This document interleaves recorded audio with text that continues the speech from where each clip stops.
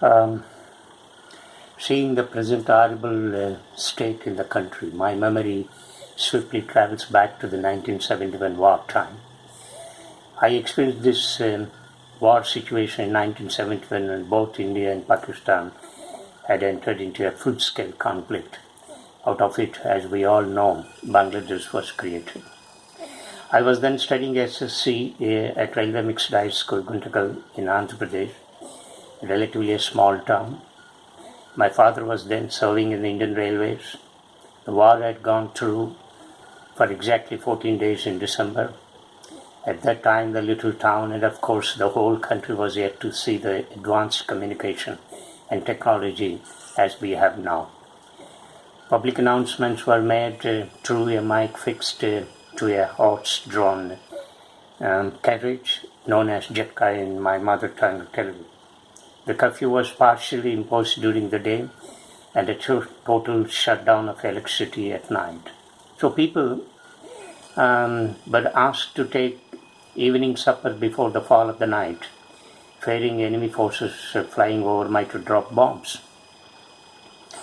I had literally seen several such war planes flying over my little town, since close by it was located Bellary town, where the airstrip was used by the Air Force authorities for transit halts, refueling and other logistic operations.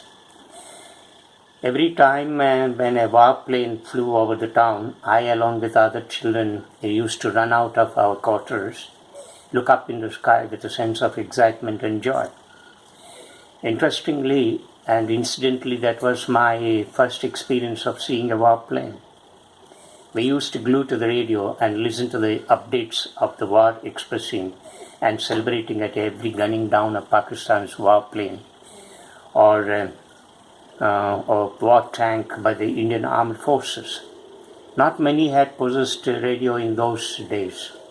Having a radio in the house was treated as a luxury item, not to speak of other luxury items which later became daily necessities due to their changing lifestyles.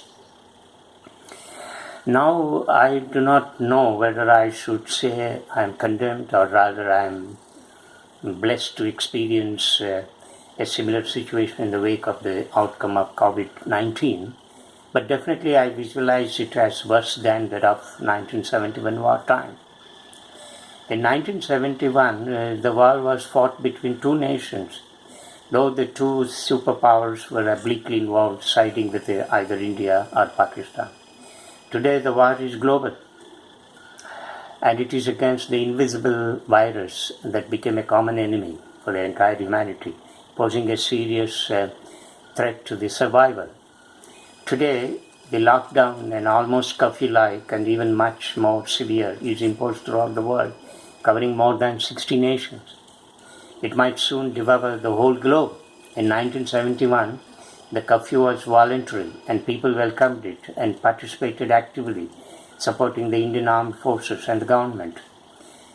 But now, as opposed to this, many hundreds in towns and cities are now violating, realizing little of the gravity of the situation despite the severe warnings given by the government. Hence, a penalty in the form of wielding lathis on the trespassers or arresting and imprisoning or imposing fine have to be resorted to by the police. With all social media such as Twitter, Facebook, YouTube, mobile network and every other means of communication at our reach, which was unheard and thought of during 1971 war days, when people were simply left with no entertainment except gluing to radio. Otherwise had more fun within each house as there were a more number of children in each family. The present generation has become highly restless. So there was very little boredom for the children and youth as it is now experienced by them. Mostly seclusion, unable to withstand the confinement, expressing sometimes resent and agitation at the Prime Minister's announcement of 21 days self-imposed quarantine. Now it is high time that today's children and youth living in cities and towns built up human relations, warmth affection, love, feeling of oneness, collective living, and community sharing, without which I personally feel all learning and acquisition of knowledge seem to be insignificant and meaningless. It is hoped that at least the COVID-19 would enforce such virtues in our children and youth, a right situation for cultivating right virtues or values, I personally feel. Thank you very much for listening to my experiences, and thank you all.